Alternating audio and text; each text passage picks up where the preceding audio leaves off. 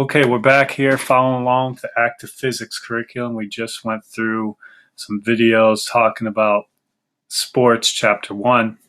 And what comes next in our pacing guide here, we can see is sports chapter 3. Remember, we did chapter 2 much earlier in the year. That's why we're skipping chapter 2 and going to chapter 3. And you're going to see a lot of the same standards are covered that we already covered. So there's a lot of review in this chapter. So let's get into what it's all about. This first video will go through the first couple lessons on sports chapter 3. We'll go through 3.1 through 3.4.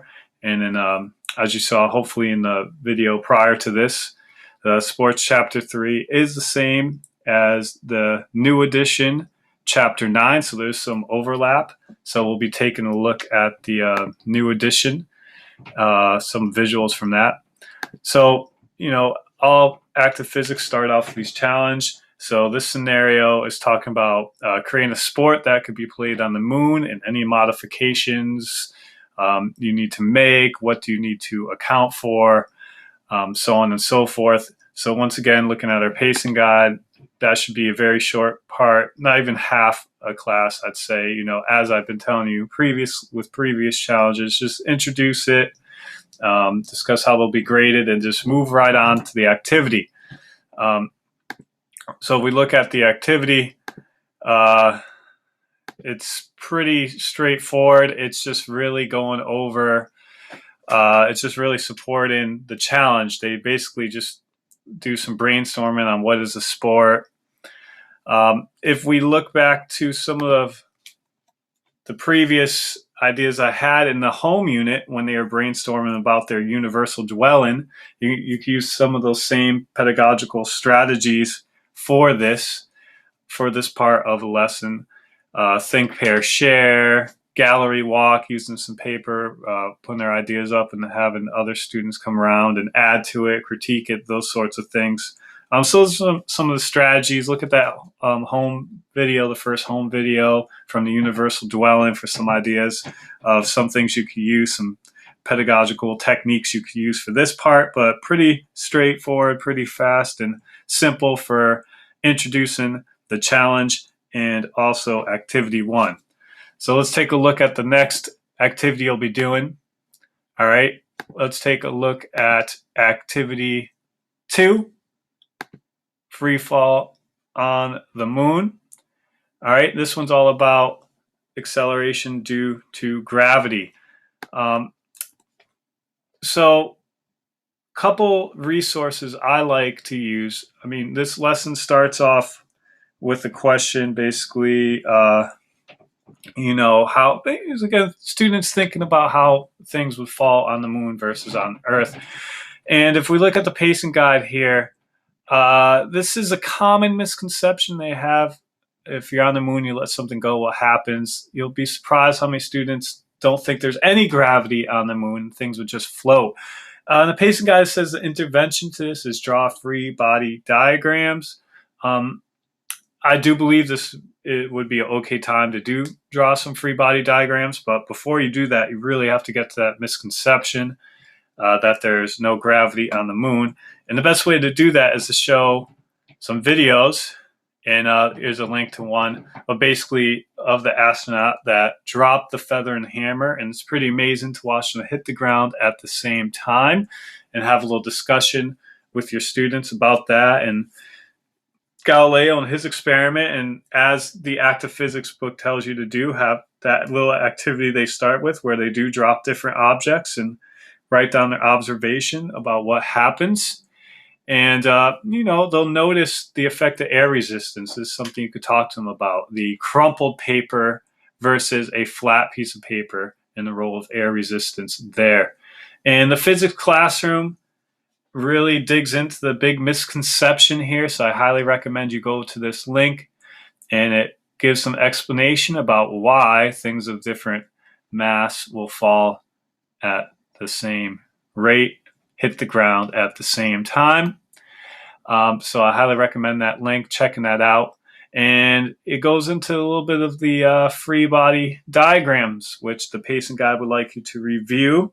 Talking about the force of gravity, air resistance, what happens when they're equal, how an object will fall if those forces are balanced to one another. So some good stuff here for you to go through with your students. I recommend checking out those resources when you do this lesson. And this is a good point in time where you might want to introduce this formula. It's on their formula sheet on the MCAST.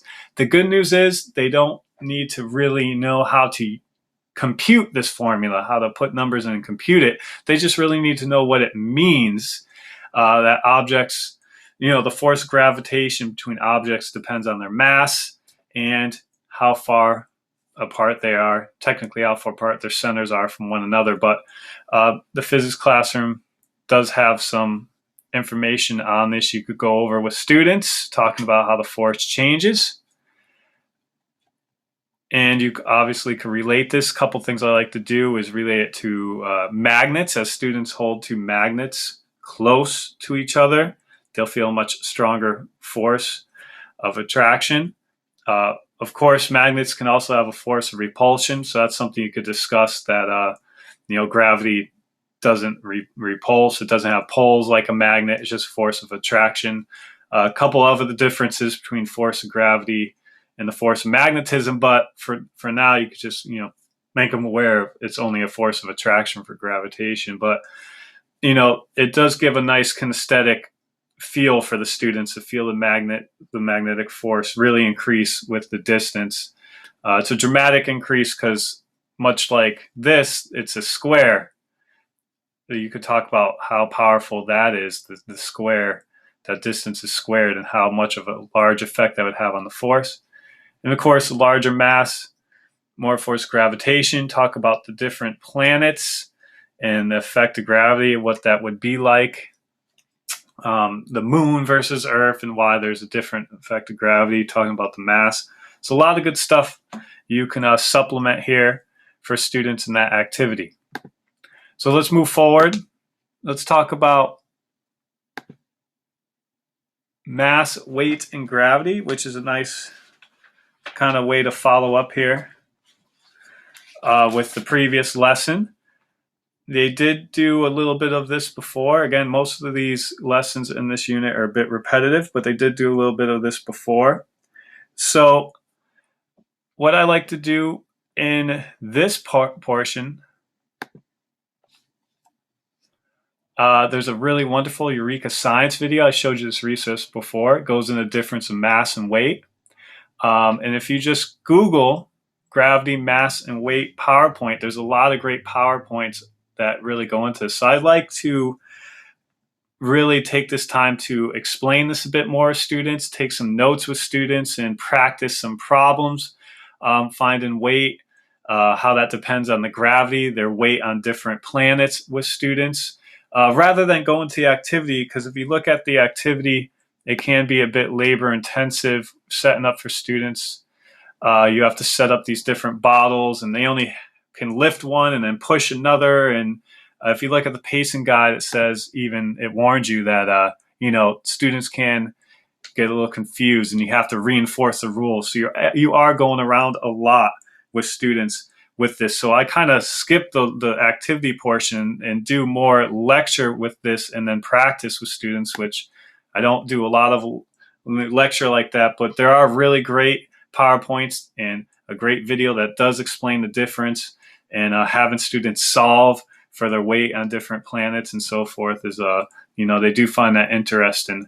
So I do like to emphasize this more lecture style, the difference between mass and weight and gravity's effect on that. You can link it back to the force of gravitation, which we did previously, why the force of gravity would be different on the moon versus the Earth, and how you would become weightless if you get far enough away from the Earth, talking about that distance again. So you can relate this to the previous stuff. And so we'll stop there for now so I don't run out of time here. And in the next segment, we'll go over the remaining lessons in Sports Chapter 3. Of course, Chapter 9 if you're following the new edition.